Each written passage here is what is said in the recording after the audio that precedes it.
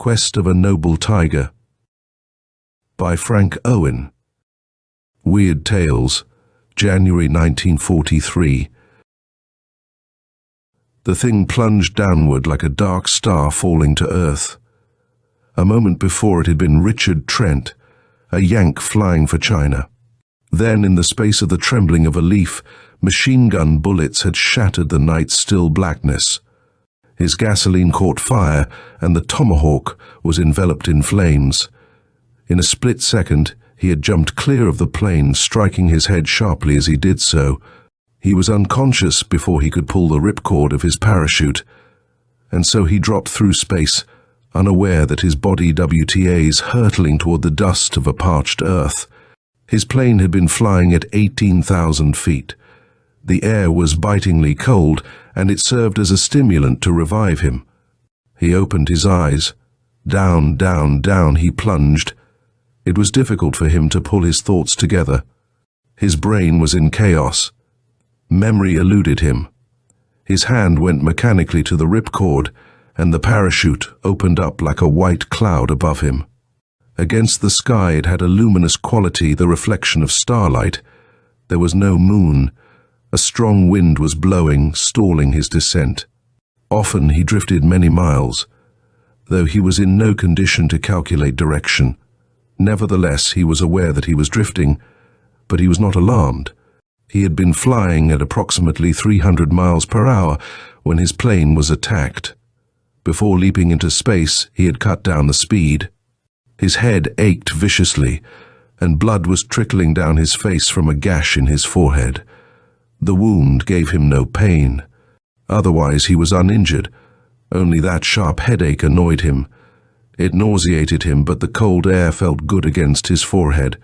Occasionally the descent of the parachute would be arrested by a sudden vicious upswing of a wind channel, as though Kuan Yu, the god of war, was striking out with his fists, flaying the very air itself, even as the entire earth was being churned by his huge iron heels. Once the parachute collapsed and billowed around his head, for he was falling upward, but as it enshrouded him like folds of white cloud, he abruptly plunged downward again at a terrifying speed. Once more the parachute mushroomed, and his descent was gentle and reasonably calm. But now he noticed a strange phenomenon. Silently, one by one, the stars were disappearing into a terrifying void of blackness. There was little dampness in the air, despite its coldness, so no storm was approaching.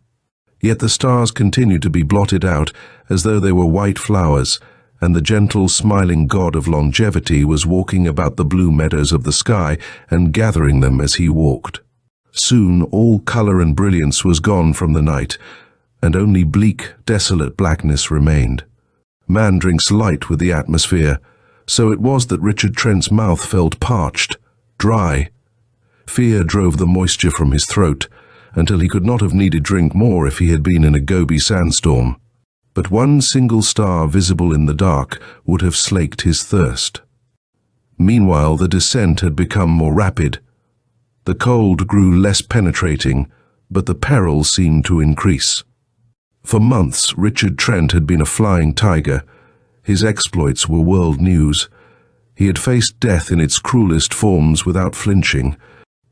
He had laughed in face of danger, yet now he was afraid when there was nothing to fear, afraid of blackness when he had crept about Chinese villages feeling his way along, not even a candle visible, and had never given it a thought. Now, without reason, horror, biting incredible, was eating into the very marrow of his bones. How long he could have stood the suspense of an unknown terror, as though he were falling into a deep pit and the earth was closing in, is problematical, had his descent not abruptly ceased. He struck with a jolt, and the parachute dragged him along a few feet. Even in the blackness he found no difficulty disentangling himself. Thereafter he lay prone, endeavoring to draw his scattered wits together, and as he lay there gradually the panic abated. Even the air was calm, devoid of evil spirits. Fool that he was. Flying tiger. Bah! No flying tiger could have nerves like that. Yet the unknown has ever been fearsome since the first man trod gingerly upon a strange new world. Nearby he could hear the sound of a river splashing and gurgling along. A swift current that had little of the eerie about it. He was lying so close to it that occasionally a few drops splashed upon his face. For a moment he had the intense desire to rise and leap into it, to end this farce of terror, but for some unknown reason he refrained. However, he could not move far because of the danger of falling into the subterranean river or a rock crevice. With a start, he uttered a cry that echoed and danced over the rocks as it sped into distance. What if he had fallen into an extinct volcano? He would not be discovered in 1,000 years. Then reason reasserted itself. Wherever this spot may be, it was not within an extinct volcano, for the air was delightfully fresh and cool. Besides, a volcano is never extinct. It merely accidentally gets corked up by the force of its own spew. He rolled over and lay on his back, to wait for daylight or whatever might come. And now above him he could see the stars through a narrow ribbon of light, and they cleansed his mind of the last vestige of fear. Whatever it was, he'd face it. He was curious too. Adventure always has a pleasing expression. Since the air was so clear, he was in no danger of suffocation. The water of the river was probably fresh, so he was in no danger of thirst. Before hunger could overtake him, he'd be able perhaps to climb back into the world of men once more. Without doubt, he had fallen into a mighty crevice in the rocks, though why the air was so sweet to breathe was an enigma. Why was it not fetid and vile if the walls were narrow, and filled slightly with the sweepings of the wind? He felt about him. The rock was as smooth as a marble road that was kept in good repair. There was no vestige of sand, neither were there dead leaves. Evidently nearby, there must be an entrance to this cavern with the skylight window. He had the feeling that people were in the vicinity. He was not alone. His courage returned to him, gone were the stupid fears that had momentarily gripped him. He stretched out and yawned. He longed for a cigarette, and even though he had a pack with him, he made no attempt to light one. Better to wait till daylight before doing so. It was never wise to attract attention. Even though he felt that he was not in hostile territory, his natural caution exerted itself. A cigarette attracts enemy fire. Why make a target of oneself? The sweetest morsel of life is that which a man tastes when he is in danger. Somehow he had no regrets. This was adventure. Perhaps he had run across, or rather fallen into a natural air raid shelter that nature had kindly equipped for just such an emergency as China was facing. Why, it even had clear, fresh, running water. He smiled ruefully. What a pity if it should prove to have no exit. Still, the thought brought him no dismay. He could see the stars above. If there was no other means of egress, he'd journey to the stars. The solitude was friendly. Perhaps the belief that all was well was only an illusion, but illusion has a sweet-tongued voice. It lulled him to sleep without his knowing. And in his sleep, he dreamed that a voice kept whispering to him over and over again, "This is the hour of mist feeding." He awakened much refreshed. Curiously, he gazed about him. Perhaps this, too, was a dream, for he was lying in a comfortable bed in a luxuriously silken-draped yellow room in which a single lantern burned with a cheerful, subdued glow. It was a room in which one might give himself over to the enjoyment of solitude. On the air floated a faint suggestion of sandalwood and musk. He gazed down at the coverlet, rich yellow silk embroidered with the dragon emblem. In the days when China was an empire, such a covering was reserved only for the emperor. He smiled ruefully. Perhaps it was fitting, for in this shadowy hour of mist feeding, somehow he had become a lord of dust, an emperor of dreams. Some echo of doubt brought him up shortly. He was undoubtedly in delirium, feasting on beauty as his life ebbed away. But this was ridiculous too, for he had not been injured in any way. He grasped at logic, but it failed him. This was the stuff that dreams are made of. There was no place for reality in this enchanting room. Nevertheless, he refused to be disturbed. If this was the fringe of death, it was indeed a beautiful adventure. But that was all rot, for he was hungry. Does the spirit detached from the body yearn for food? If such a state exists, would it not be beyond hunger, beyond thirst, beyond desire? Those were mighty comforting questions to have about in this strange hour, for of one thing he was sure, his hunger was real, though all else be but wraiths and visions. With a start, he became aware that in a shadowy corner, an old man sat as though waiting for what he dared not guess. And as he peered intently at the ancient figure, every detail of his face became clear to him, like old parchment, as lined and wrinkled as a dried fig. But his eyes were as sharp as swords' points. The most surprising thing of all was that the Ancient One did not look Chinese. Perhaps he was a native of those forgotten lands where men and women live and die magnificently and mysterious strangers knock at moonlit doors. And then, accidentally, the eyes of Richard Trent met those of the stranger and remained as though bound by a spell, an instant only. Then the Ancient One turned his eyes away and the spell was broken. Trent's interest had been fired to fever pitch. In that glance there had been no hostility, only the reflection of a strong personality. Bah! It was only a hypnotic trick. Trent's eyes were already large with wonder, ready to be swayed by anything. Another time he must be on guard, exert his own influence. He must live up to the reputation of the Flying Tigers. When the stranger spoke, his voice was soft and gentle. Phi spoke English with little trace of accent. "My name is Moulin. I bid you welcome to my humble home. I am Richard Trent, an American volunteer flying for China. I don't know how I came here, nor why I am here, but I am gratified anyway. However, if this is a humble home, my eyes would not be able to stand the brilliance of a palace. A house is humble when its occupants understand and appreciate the value of humility. He is rich who is well satisfied. I think of Su Wu, the shepherd. In the market, Su Wu sold bean curd. He sold it for 19 years and saved $3. He married a young wife and passed the new year happily. He was a very rich man. But come, arise, you must be hungry. You will need much food to make you strong for the dangers that lie ahead. Dangers, I know of no dangers. That is regrettable, for death stares you in the face. Fine, that proves at least that I'm not dead, or dying, or tossing about in delirium. No, I can assure you you are in perfect health. I found you lying by the Black Dragon River, so I brought you to my house.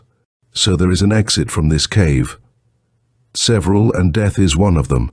I will show you the way. However, for your guidance, be it known that my house is within the cavern.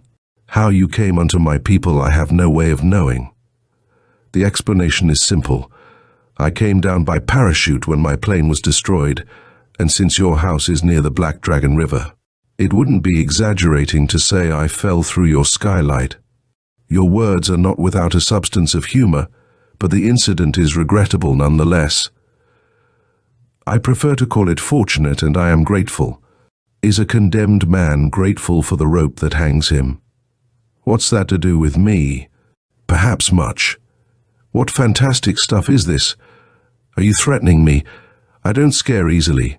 My squadron of flyers were and still are known as Flying Tigers, and you have done great work for China. For that we shall honor you. Thanks. Unfortunately, soon thereafter you must die. I assure you I intend to keep on living. I've wiggled out of worse spots than this. But what have I done? What law have I broken? You've invaded our solitude. For ages we have been people of legend. Come, let us go into my library for a moment, and I will read a short passage from one of the endless stream of books on China, written by your people. Odd how you Americans can write so much about us when you know so little. I spend many a droll half-hour reading over these merry tales. So many of your people are patronizing about the Chinese. We only taught you the golden rule. gave you the first printed book, the first paper, the first ink, the first silk, the first tea. But alas, broke in Trent ruefully, what good are all these great gifts if I cannot live to enjoy them? I am amazed that you are so opposed to dying, when you can die for a great principle, in order that our solitude will not be violated. Sounds a bit selfish if you ask me. Not at all. There was once an Indian philosopher who spoke for all men when he said, "Ah, brother, you will never know the blessing of doing nothing and thinking nothing. And yet, next to sleep, that is most delicious. Thus we were before our birth, thus we shall be after death." As he spoke, Moulin drew aside a curtain, and they entered a library, large in extent but very homelike. Beside comfortable chairs scattered about the room were convenient tables piled with books, while yellow lanterns burned above in the best position to give proper light. Moulin went to a bookshelf and took down the volume he wanted. "This book," he said, "was published about 100 years ago, but it will serve its purpose. It gives only a few lines about us, but enough. Let me read to you. In the mountainous districts of China there are magic streams and wonderful caves, which are the scenes of mythical and legendary tales without number. Many of these have great interest for the student of folklore. In one of these curious caves there are many chambers and exquisite formations of colored rock produced by the action of water in past ages. The people tell of a strange race having white faces and red hair, who came down the rapids in ancient times and took possession of these caves and pillaged all the neighborhood land. From whence they came and to what race they belonged was never known, but when they were satisfied with their booty, they vanished into the land of mystery." Moulin finished reading, closed the book, placed it back on the shelf. "That will give you some idea what I mean. Others have told the story in somewhat different fashion, but all agree we are only a myth. Are we at fault if we desire to remain apart from the world in a utopian Elysium of our own choosing? Among my people hatred, greed and modern civilization cluttered up with motor cars, yachts and such worries are unknown. But we love nature in all her exquisite forms and caprices. Our women are beautiful, life is calm, there is no envy. Such an ideal state has been menaced by your accidental plunging down into our midst. You must die gently and without pain. We'll grant you a perfumed death if you prefer. The death I prefer is from old age. That isn't quick enough. I'm in no hurry. We are not so patient. You must cease to exist within a fortnight. Why are you so stubborn? Why a man should protest about dying when it is the supreme adventure in life is an enigma. But enough of this playing around with words. Let us not waste time while the lentils burn. A small repast is ready for us. You will join me at rice, at anything as long as it is food. Don't forget I'm a guest, no poison. Did I not say you would be honored ere you were destroyed? Yes, you did say something about that. But save your medals. I might escape. I doubt it. The Black Dragon River flows only under the earth. It never emerges. No matter, I can't swim. That is well. They walked through a series of rooms, each more gorgeous than the last, filled with fragile porcelains, carved jades, fine brocades, lanterns shaped like unto the loveliest flowers, splendid bronzes, lacquers and lapis lazuli. Trent longed to linger, but Moulin urged him forward. There were no doors to any of the rooms, only embroidered silk and tapestry curtains. And always there was a fragrance in the air, ever-changing, wistaria and musk, jasmine and nutmeg. In one room, a table had been set for them. "Be seated," said Moulin, "and may you enjoy abundant health. I hope you do nothing to disturb my digestion. In this hour of rice, you are in no danger." Trent seated himself at the table. Before joining him, Moulin put on a gorgeous coat, embroidered medallions of yellow and red on a field of darkest blue. Along the skirt of the coat was a conventional wave design. There was no border or collar. The brilliant yellow sleeves were colorfully embroidered, flowers, birds, deer, and the heavenly dog of Fo. The blue cap had a pearl button. "I never drink tea," explained Mu Lin, "unless attired in ritual robes." He seated himself at the table. "Tea is liquid jade, the medicine that has saved Chinese civilization. Where are the Greeks, the Romans, the early Egyptians? They were not tea drinkers, and they have perished. All those who would prepare tea should heed the Cha-Ching tea classic. The bubbles should reach the size of lobsters' eyes, but on no account should they be permitted to grow to resemble those of large fish. To do so would be to boil the water until it lost its original freshness of life." A servant entered and placed a tea service before each of them. The fragile cups were transparent green in order that the light, shining through them, might reveal the delicate coloring of the tea. Trent said nothing as Mu Lin poured the liquid into the cups. "Let us drink," he said, and his voice seemed far away. Trent sipped the golden beverage. It coursed through his veins like rarest wine, but with a far better taste.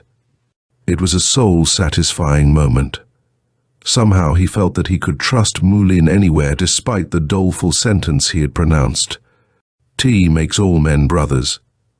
As Mu Lin filled the cups once more, the world narrowed down. They two alone remained.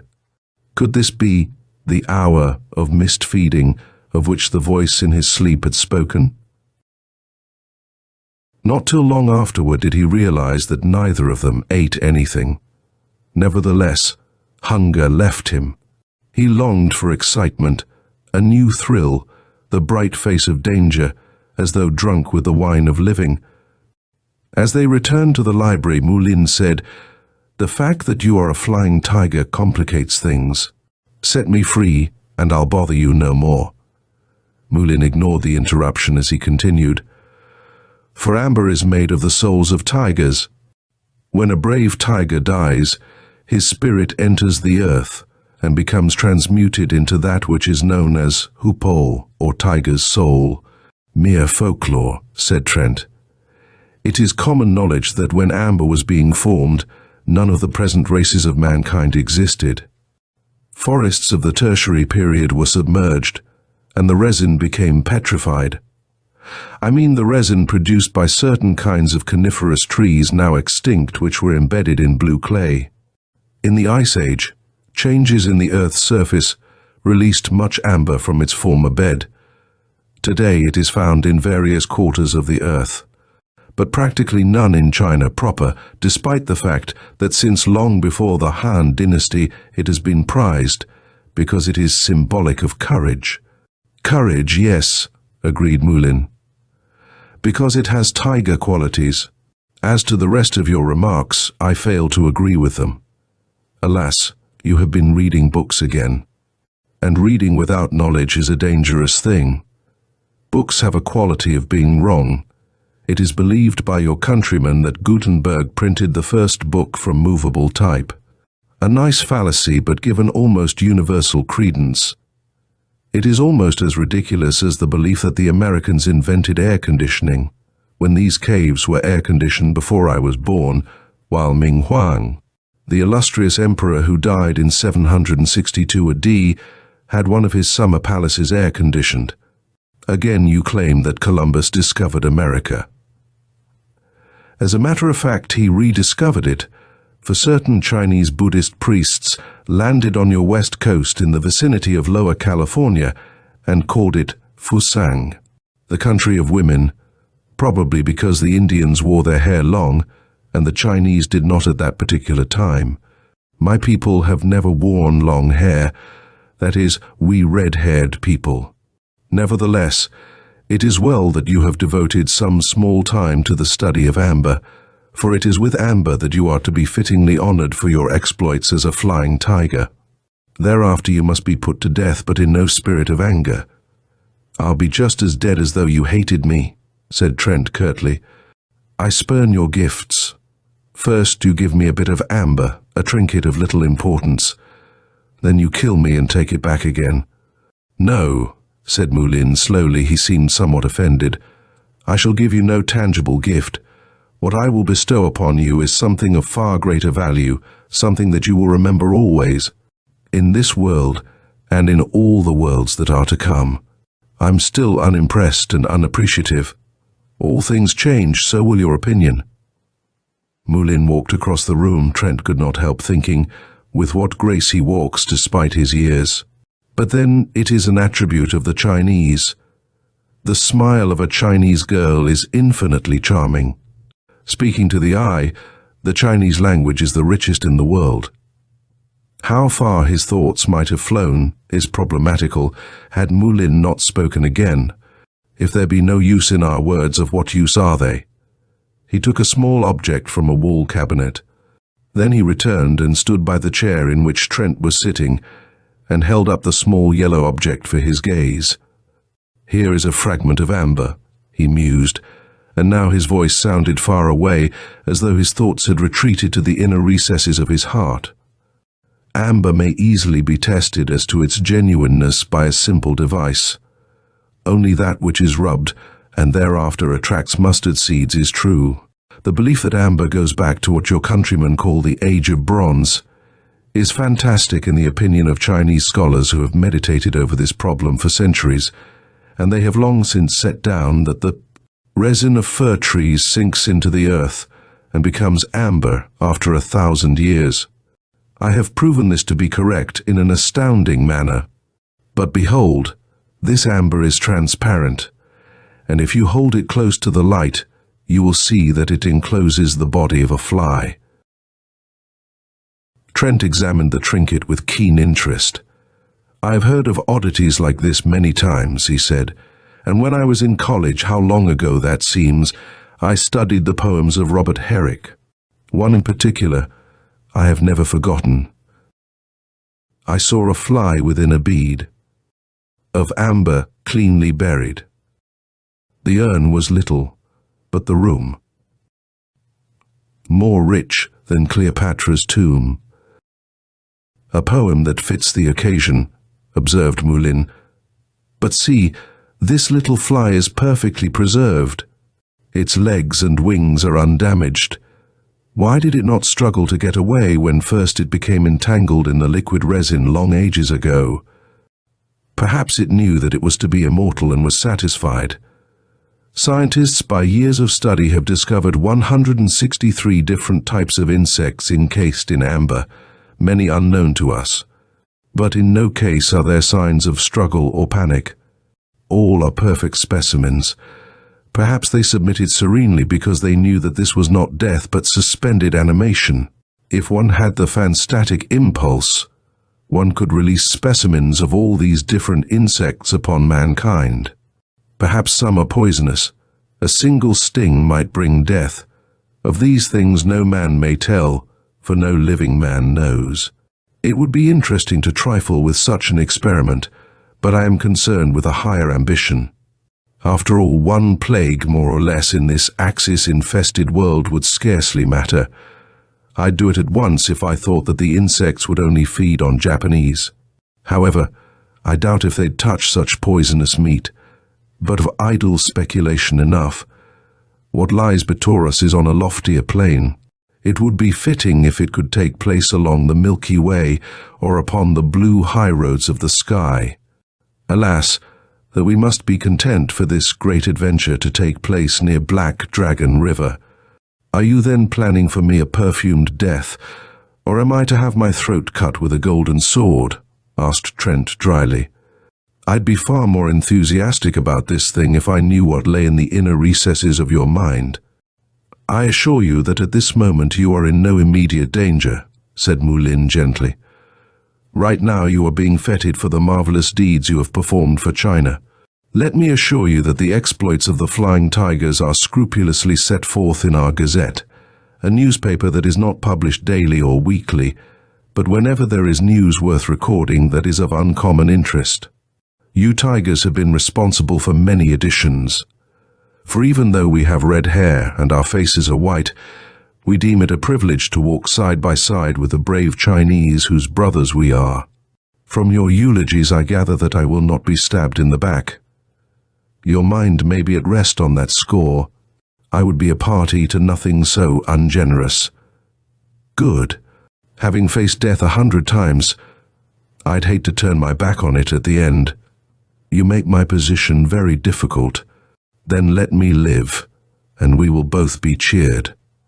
If I did, I'd be a traitor to my people. Our sanctuary must be preserved by murder.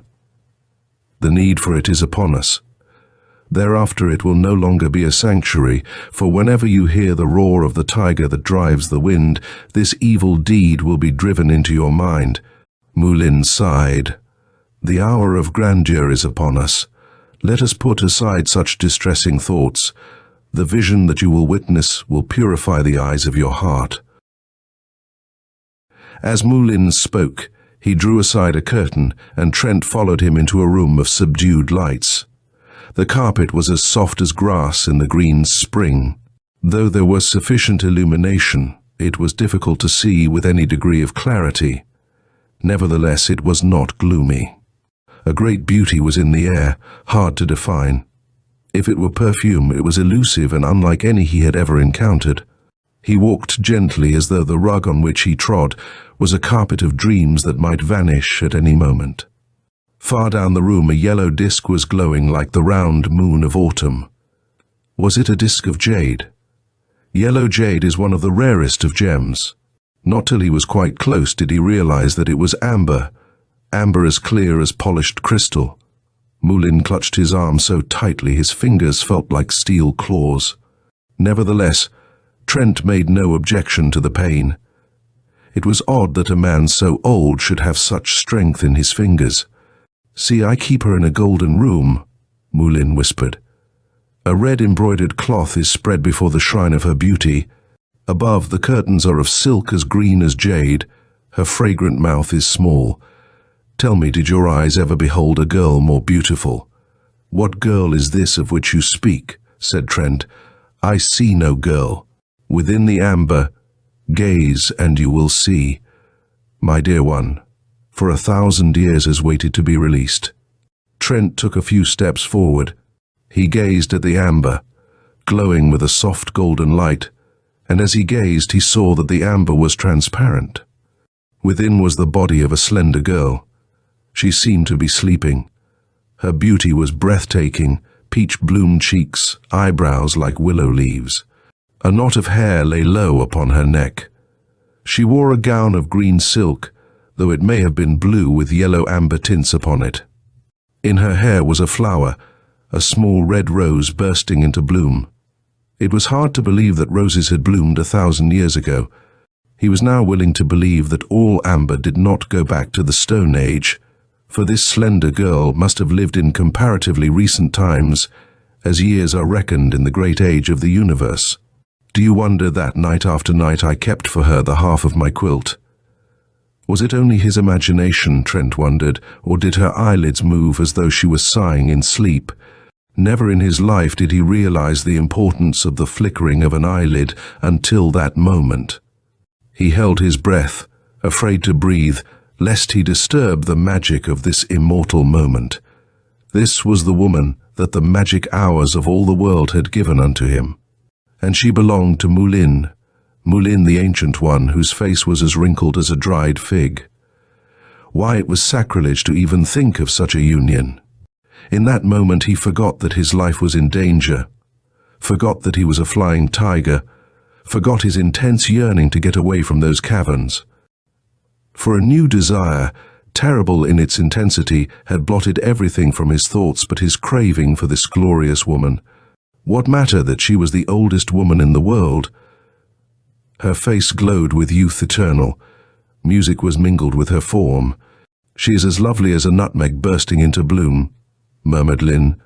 "Below her amber palace I have built a mound of dried fir and pine chips. A touch of flame would start a fire that would burn away the amber, restore heat to her numb body, until her heart began beating once more. I await that day when she will come to me like a goddess of the morn with stardust in her eyes. I will kneel as she comes to me, and in the warmth of her young arms I will become young once more. "Are you setting nets to catch the moon?" asked Trent bitterly. "That is why I hesitate," sighed Moulin. "I speak of spring, and yet the autumn gale blows wildly through the grass. Her body has the eloquence of jade. I gaze upon her face with the eyes of my heart, and I pray to the god of longevity that he will help me in this supreme hour. She stands there waiting, and I hesitate. The flower of yesteryear will bloom again, but not the flower of man's youth." So sang the poet, but need I believe him? Is a verse true because it is set down in grass characters? For 30 years I have waited for my face to grow young. My remaining hope is in the fire that warms my dear one. Perhaps it will bring its blessing unto me. Still I hesitate. The words of Wang Wei chant in my ears, even though no man sings. Out of the dusk comes the autumn, the fragrance of spring sighs and expires. "Yes," said Trent slowly, "you are old, but I envy you. To own the golden room that encloses a girl so beautiful makes you the richest of men. Are you not afraid I will snatch your great treasure from you? No, for you will be dead ere that opportunity comes. But you said I would be honored." "You have been honored. What use a feast of beauty without the time to digest it? You must die within the week. When the week fades, you must die. But during that week I may remain in your house. Yes, as an honored guest. I am humbled before your words. 7 days will be enough. If then death steps in, I'll meet it smiling. If it should pass me by, for even you have no power over death itself, I shall be gratified. Death will halt, I promise you that. In the meantime, I shall muse over an old precept. Never lightly esteem a friend or an enemy." Hours later, Trent was alone in the sleeping room that had been assigned to him. He paid no attention to the embroidered rugs and draperies. The flowers were so lifelike they seemed to give forth perfume. In one corner of the room there was a silken bamboo thicket that seemed to sway in the breeze like slender girls dancing. Above them was a verse embroidered in exquisite characters. "The bamboos are admirable when fresh with rain. In the hills we love the time of sunset." Trent had always enjoyed this mixing of art with written characters that is so typically Chinese. He had several landscapes in his apartment in New York, dating back to Middle Qing, upon which there were numerous verses, one written by the original painter, others by poets who had enjoyed viewing the picture and had set down their thoughts as one might scribble marginal notes on the pages of a beloved book. There were also a couple of seals that attested to its authenticity. One had the simplest of lines, "Oh, these mountains, oh, these great mountains," as though the artist, overcome by their grandeur, had been unable to go on. But now Trent gazed at the inscriptions of the tapestries with unseeing eyes. In the bamboo grove, he imagined he could see the amber girl dancing to the rhythm of the swaying bamboos. His eyes were glazed with the wonder of her, nor did he see her with his eyes alone. He saw her with his heart and his flesh. His whole body longed for her. His mouth was dry with the dryness of a thirst nothing could quench. He cast off his clothes and put on the Chinese lounging garments that were spread on a chair beside the bed.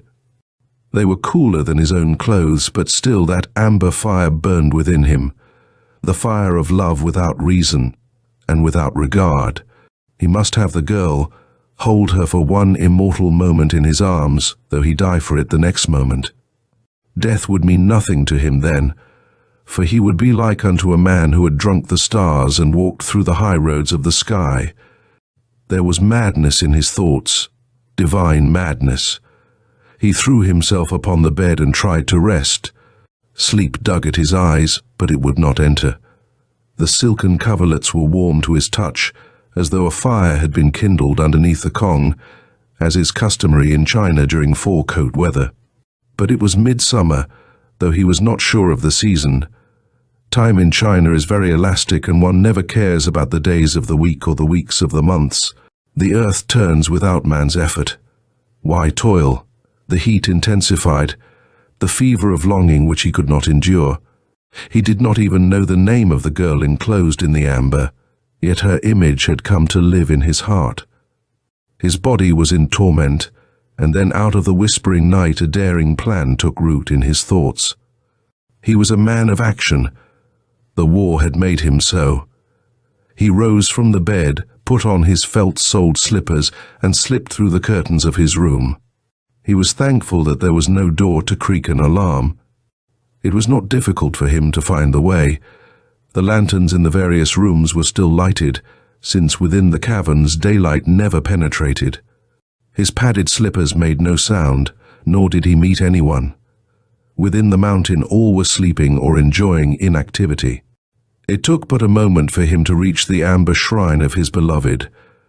A gentle smile seemed to hover about the corners of her lips, as though she sensed his purpose and somehow knew that her hour of deliverance was at hand. The beating of his heart was like sledgehammer blows. He was surprised that it made no echo. His forehead was moist, his hands shook as he struck a match. He would like to have delayed for an instant, to catch his breath, but this was no time for waiting. Unless he acted quickly, the opportunity might be gone forever. He did not know that Moulin was standing but a few yards in back of him, a picture of profound inertia. He made no outcry. His face was expressionless, as tranquil as that of Lao Tzu riding on an ox in the painting by the Sung artist Chao Pu-chi. Nevertheless, his eyes were as keen as sharp swords. With shaking hand, Trent applied the lighted match to the chips of fir and pine. They flared up joyously. Had they not been aged and dried for many years by Moulin for the moment that would be for him the culmination of his dreams, perhaps bringing him youth once more? But always Moulin had hesitated. Suppose his experiment failed. Suppose his golden girl was devoured by the flames that consumed the amber. Suppose youth should always remain beyond his fingertips even though success crowned his efforts. And so his hands had remained leaden. He lacked the strength of will to apply the spark. The amber burned quickly with a bright yellow flame. It gave off an agreeable perfume, like unto the scent of pine as it was consumed. The amber melted away into ashes. Now and then, they both could catch a glimpse of the golden girl. Her cheeks seemed flushed, her eyes about to open. She remained smiling as if her ordeal was without pain. So quickly did the amber burn away her flesh was not even scorched. A slight flush had come into her cheeks as though the blood was once more flowing after 1,000 years of suspended animation. Trent took a step closer, and now for the first time he noticed in her hair a golden hairpin delicately inlaid with kingfisher feathers. Her gentle breast seemed to rise and fall slightly, as though the breath of life had indeed been restored to her. Or was it only the fruits of his own imagination? He brushed aside his momentary doubt.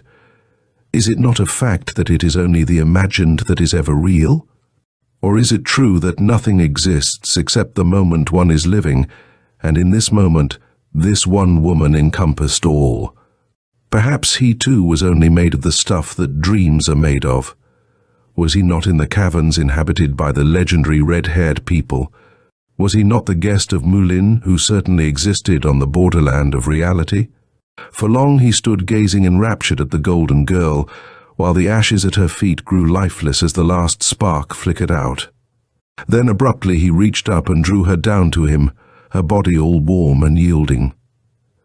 Reverently he held her close and kissed her lips. Was it only imagination, or was there a response? With a harsh cry, Moulin, aroused from his lethargy, flung himself at his tormentor, his hands like talons yearning to tear his prey to shreds.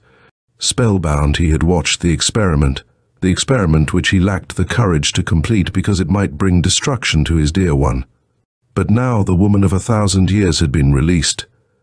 Trent, the madman, had dared to take her into his arms. He had violated every code of hospitality. To invade a man's home and steal his beloved was the most heinous of crimes. That he had released the girl from the amber prison in which for so many ages she had been enclosed, Moulin saw fit to overlook. Trent had attempted to captivate her. Therefore, he must die, not only because he had inadvertently invaded the sanctuary of the red-haired people, but also for his preposterous impudence. Truly no man was ever more deserving of death. And so Moulin clawed at Trent's throat, his face convulsed with hatred, but Trent was a trained athlete and easily eluded him. To have delivered a crushing blow to Moulin's chin would have been an easy matter, but Trent had no wish to injure his aged host, even though Moulin was intent on killing him. As a flying tiger, Trent had seen death in 100 cruel forms, and so close had he lived to it, he was without fear. Besides, there was no slightest tinge of enmity in his heart for Moulin. All that he cared about was this new wonder that had come to him with a woman's kiss. And now for the first time he noticed that her eyes were open, black, brilliant eyes that contained all the mystery of the ages. Moulin too had beheld, and in that moment all anger was drained from him.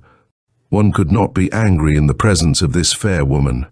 Strangely enough, she seemed startled, frightened, like a forest creature before the avalanche of man's wrath. Then, without warning, she turned and fled with both Trent and Moulin in pursuit. Trent, by far the younger, was fleeter of foot. Even so, Moulin exhibited enormous stamina as he followed, but the girl easily outdistanced both of them. Through the rooms she sped, nor did any servant block her way, and onto the level paths of the cavern. Once away from the house, her pace quickened. She sped along with Trent close in pursuit until she reached the edge of Black Dragon River. On the brink, she hesitated for a moment, only looking back at her pursuers, but now she was smiling and her teeth were as white as chamomile flowers. Then she plunged into the water, nor did Trent hesitate to dive in after her. The river was deep, but he came to the surface quickly. Was it only imagination, or could he hear the ripple of laughter? He could see the flash of her white body just ahead of him. With bold strokes he drove forward, urged along by the fast-flowing river. And now the lights were growing dimmer, the lights of lanterns that were lighted along the road near the house. But he could see that he was gaining on her, as though she had lessened her speed for him to come abreast. As he did so, she snuggled against him, and from that moment they swam together in perfect unison. It was like swimming through the waters of the Milky Way, that milky river that flows through the cold night sky. They were on a journey to the sun, to meet the sun at dawn with all its crimson-purple splendor. In his ecstasy he did not notice that the rock roof was closing in above them in a few moments. It was so close to the water. They were forced to swim submerged. Not once did he worry over the fact that they were swimming in an underground river, a black cold river that might wind like the coils of a serpent into the depths of the earth. Only when he was in need of air did the horror of his predicament enter into his consciousness. Even then, he shrugged it aside. If this was to be a journey into death, it would be rapture to die with his dear one in his arms. And so he ceased to swim. His arms fell limply. Consciousness left him. In this last glad moment, he was beyond life, beyond despair and pain. When Trent awakened, the night had ended. Morning swept in golden splendor from the mountains of the sky. A lark graceful of wing dropped down from heaven, sprinkling its song in the air. He gazed dully about him. So it had all been a dream, beautiful hallucinations while he lay unconscious after striking his head when he landed by parachute. He sighed.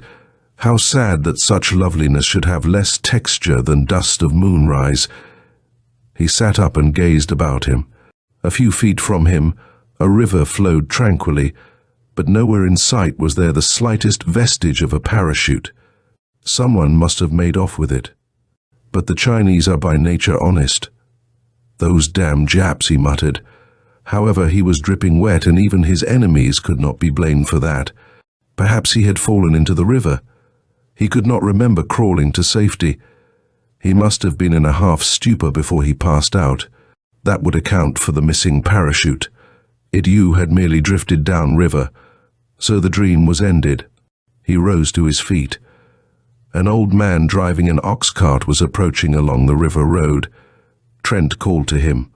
The old man seemed pleased to stop and talk, as is the custom of people who dwell in lonely places.